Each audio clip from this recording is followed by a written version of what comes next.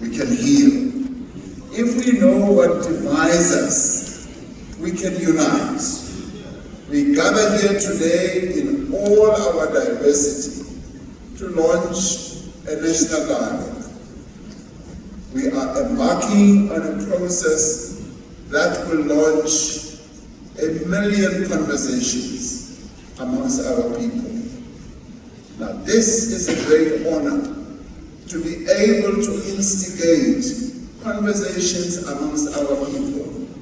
All of us seated here must see ourselves as being truly honored that today we get to sit here and we are launching a process that will involve conversations of millions of people, 10 million people. But in the end, I see this conversation going way beyond the 10 million people who might participate. It will encompass many more millions of people in our country. This is truly a historic moment. Across the length and the breadth of South Africa, people will and must meet to talk of what worries them, what gives them hope, and how they think their lives and our country can be better. We all agree that our country is not where it ought to be. We all agree that there are many things that are broken in our country. Getting together, talking to each other, we should be able to find solutions on how we can put many of the things that are broken in our country together. This initiative is about what all South Africans must do together to make our lives and our country better. It is also about getting leaders to be able to realize what worries South Africans and how leaders themselves can be engaged in understanding the lives of South Africans and be accountable. And to look, yes, as my sisters were saying here, to look behind and see whether there are still people who are following them. Through this process, we want our people to meet in homes and community halls. We want them to meet in churches, in synagogues, in mosques and temples. Our people must meet in schools and lecture halls, in boardrooms and on the shop floor, on the pathways of our villages and the streets of our townships and our cities. We will meet online. We will be tech-savvy, as many South Africans are already tech-savvy, I found out during COVID. Our South Africans know technology. They are way ahead. They know technology. When we started distributing the 350,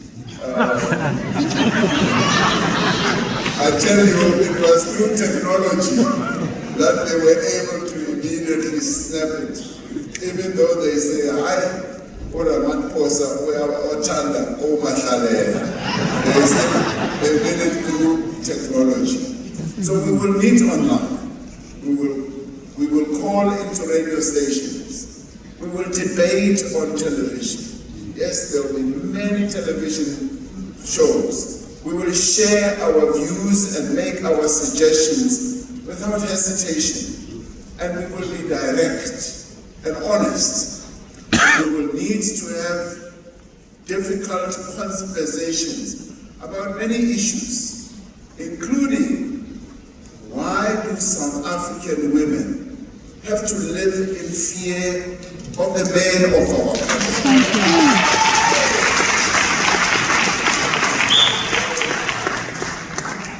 This is Women's Month, and I'm glad that these conversations should start this month. That we as the men of South Africa must begin to internalize this question. Why do the women of South Africa fear us as men in the streets? in the classrooms, and even in our homes, we need to ask ourselves those questions. We also need to ask ourselves, why do so many people live in abject poverty and so few live lives of opulence? Why, after decades of democracy, are the prospects of a white child so much better than those of a black child? We need to ask ourselves that. We also need to ask ourselves, why do women get paid less than men for the same work? That's what we need to ask ourselves. Now, we also must go deeper and ask ourselves, why, when we have a Bill of Rights in our Constitution, are the LGBTQI+ people still discriminated against? Why are they still stigmatized and harassed? Why do clinics run out of medicine? Are questions that we must ask ourselves. And why do taps run dry? These are some of the questions that we must be willing to ask and which we must be prepared to find answers for. But more than that, my fellow South Africans, these are the challenges that we must be ready to do something about. As individuals, as organizations, as communities, as parents, as elected representatives, and as public officials. The National Dialogue is a call to debate and to discuss. But it is also much more than that. More importantly, the National Dialogue is a call to action. It is a call to all South Africans to seize this moment for change and progress. And this we cannot do when we are sitting on the sidelines. This we cannot do when we do not want to be part of this conversation. And this we cannot do when we sit on the sidelines and just criticize. We need to be inside the tent rather than being outside of the tent. And we also need to have one tent. We do not need another tent where other conversations will take place. This is the real tent where conversation must take place. Now, it is a call to build a society in which there is a place for everyone, where the country's wealth is shared by all. A South Africa that truly belongs to all the people who live in it. We have come together in this national convention not to have the dialogue, but to start the dialogue. Gathered here, all of us together, we are well over 1,200 or 300 across many organizations and sectors. Our task is to prepare for the thousands of public dialogues that will happen in communities across the country over the next 6 to 8 months. We are here to consider some of the themes that may arise in those discussions, understanding that it is ultimately the people of this country that will determine the issues that should be discussed.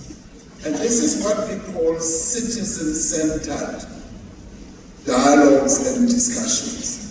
We are here to reflect on how we should approach these public dialogues, what methods we should use to ensure that everyone has a say and that the discussions take place in an environment that promotes understanding and that encourages healing. Through this convention, we seek to equip delegates to be champions and enablers of these public dialogues may seek to ensure that we give the space to South Africans to define the outcome of the national dialogue process.